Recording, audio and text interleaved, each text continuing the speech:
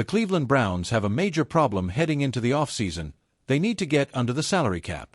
General Manager Andrew Berry has already acknowledged that managing the cap will be a top priority, meaning tough decisions are coming.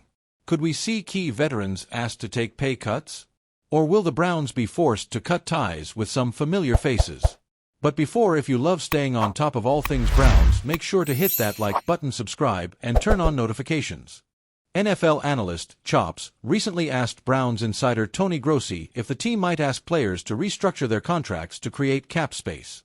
Speaking on ESPN Cleveland, Grossi confirmed that it's a real possibility. Players without future guarantees in their contracts could be approached for pay cuts. Otherwise, they might not be on the roster for much longer. Two key names that stand out in this discussion: offensive lineman Jack Conklin and Joel Bitonio. Conklin, who has been dealing with injuries, carries a big cap hit, making him a prime cut candidate. While he remains a solid veteran tackle, the Browns may not be willing to pay his current salary, especially with uncertainty at left tackle and DeJuan Jones recovering from an injury late last season. Bitonio, on the other hand, is still one of the best guards in the NFL, but he's also 32 and hinted at retirement after the season.